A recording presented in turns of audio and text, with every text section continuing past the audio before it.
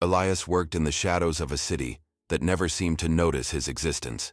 His hands were permanently stained with the dust of construction sites that consumed his daylight hours. Every dollar earned was a drop of water in a vast desert of debt, and at the center of that desert was Maya.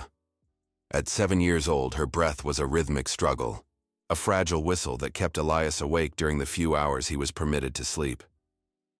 Her degenerative condition was a slow thief, stealing the strength from her limbs and leaving Elias with a heart heavy enough to sink through the floorboards of their cramped apartment. One rainy evening, Elias found it. Nestled among the final notices in his mailbox was an envelope that felt heavy, midnight black, and cold. Inside sat a single debit card, its surface matte and devoid of any bank logo. A small note accompanied it, written in script so elegant it felt like a mockery. Wealth at the price of being. Balance. 1, Ziuni, 0. Elias assumed it was a prank by neighborhood kids. He stuffed the card into his pocket, but as he heard Maya's sharp, desperate cough, the plastic seemed to pulse against his leg. Her inhaler was empty, and the pharmacy wouldn't refill it without a payment he didn't have. He walked to the corner drugstore, his heart hammering. When he reached the counter, he didn't present his worn wallet. Instead, he pulled out the black card. The cashier swiped it with a bored expression, and to Elias's shock, the machine chimed with a green light. The transaction was approved. The relief was instantaneous, but it was followed by a sensation that defied logic. As the cashier handed him the bag, a hot spike of agony pierced Elias's chest. He gasped, clutching the counter, his vision blurring. It felt as though someone had reached into his soul and plucked out a thread. He stumbled into the night air, his breath coming in ragged bursts. On his right wrist, a faint ethereal glow began to emanate. It was a digital countdown, ticking away seconds with a cold blue precision. He looked at the card again.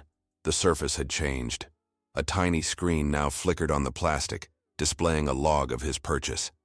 The inhaler had cost $50, but next to the price, a new column read, Cost. 500 minutes. The horror began to settle in his gut. This wasn't money, it was an exchange. Every dollar spent was a direct withdrawal from his remaining time on Earth. The card offered more information as he tapped the screen. A warning that luxury items, those not essential for survival, carried a heavy tax, a multiplier that would drain his years faster than a heartbeat. He should have been terrified. But when he returned home and administered the medicine, watching the color return to Maya's pale cheeks, the fear retreated. Before we continue, subscribe to the channel and tell us in the comments where you are watching from. Seeing her smile, a rare and precious thing, Elias felt a dangerous surge of hope. He looked at her tattered coat and the meager bowl of porridge on the table. If he was already dying of exhaustion, what were a few more hours? He went back out, driven by a father's love.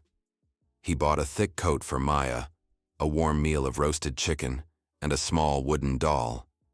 Each swipe brought a wave of nausea and a dull ache in his bones, a feeling of being hollowed out.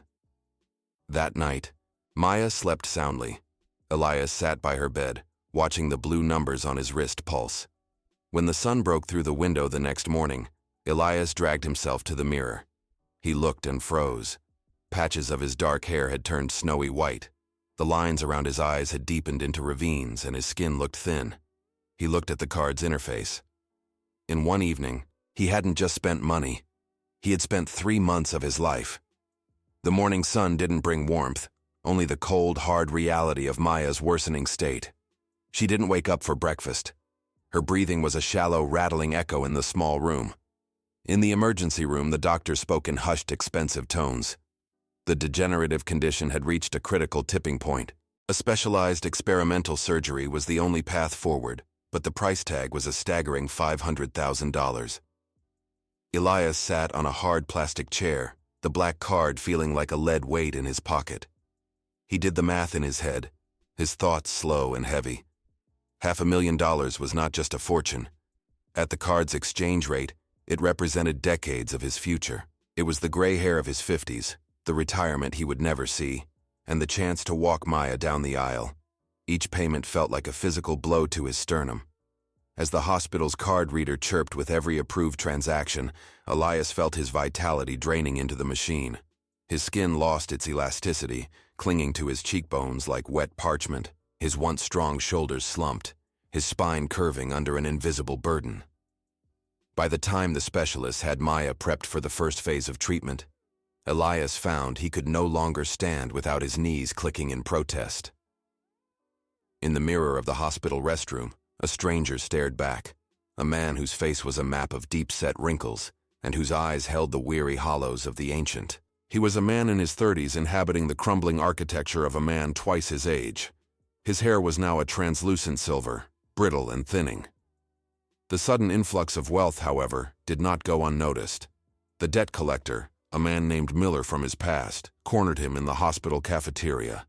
Miller was a man who smelled of cheap tobacco and desperation, and he had seen Elias using the matte black card at the pharmacy. He didn't understand the cost, only the perceived value. "Give it over, Elias," Miller hissed, pinning the frail man against a cold vending machine. "A loser like you doesn't stumble into that kind of credit without stealing it. I want my cut and then some." Elias looked at the collector, and for a fleeting second, the temptation to use the card's power to erase Miller was overwhelming. He could buy a way out or simply bribe him into silence. But a glance at the glowing blue numbers on his wrist stopped him. Every cent spent on his own safety was a minute stolen from Maya's recovery. He allowed Miller to shove him, refusing to swipe for his own sake. Elias became obsessed with the cost of existence. He stopped buying coffee, terrified that a $3 charge would cost him an hour of seeing Maya's eyes open.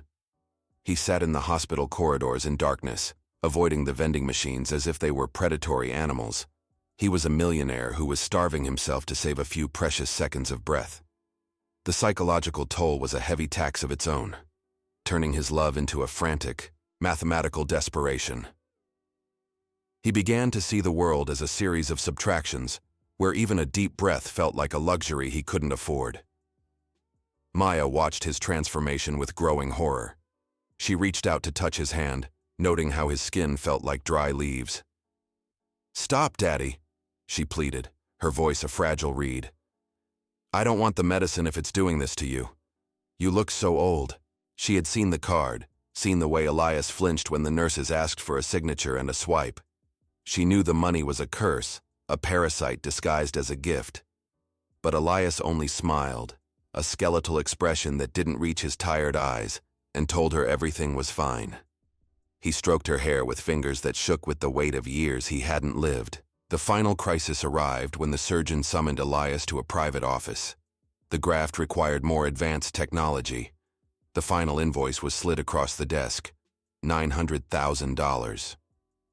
Elias looked at the countdown on his wrist, already ticking dangerously low, the blue glow dimming.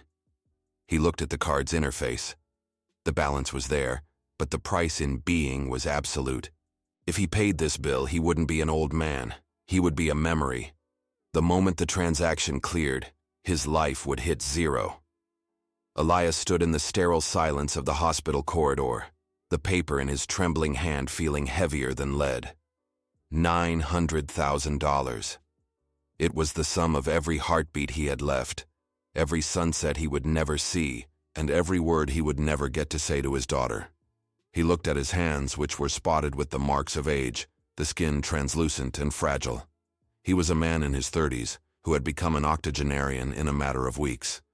The blue countdown on his wrist was barely a flicker now, a dying ember in the dark. He knew that to swipe the card one last time was to sign his own death warrant, but as he looked at Maya's still form, the choice was easy.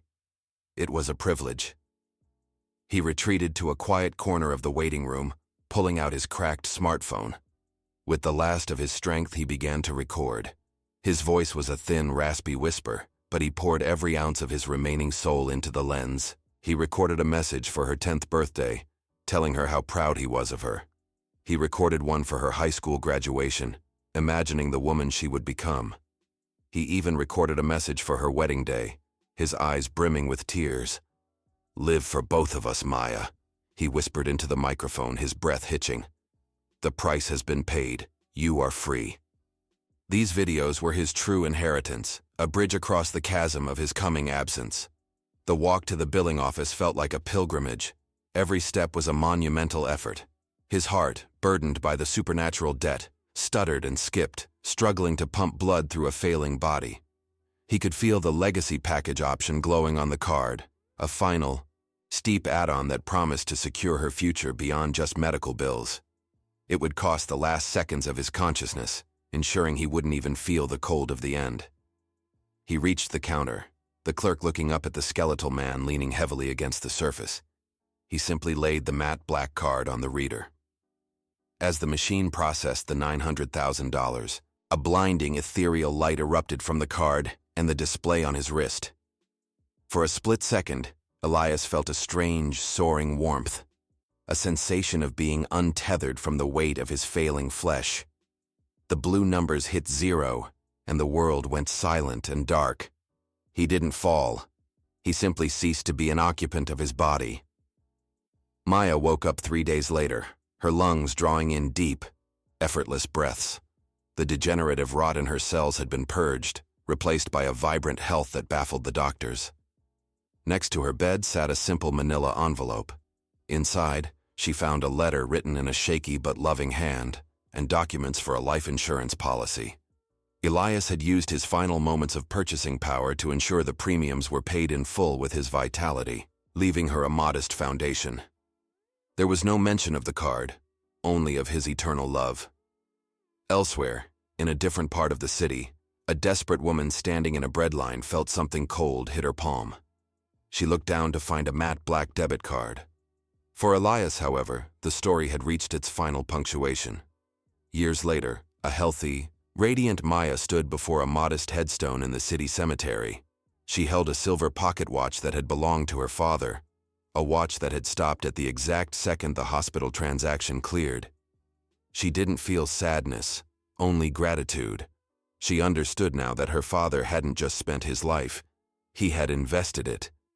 As she turned to leave, she knew that true wealth wasn't a bank account balance, but the legacy of a love that refused to count the cost. He had given her the greatest gift, time for a future.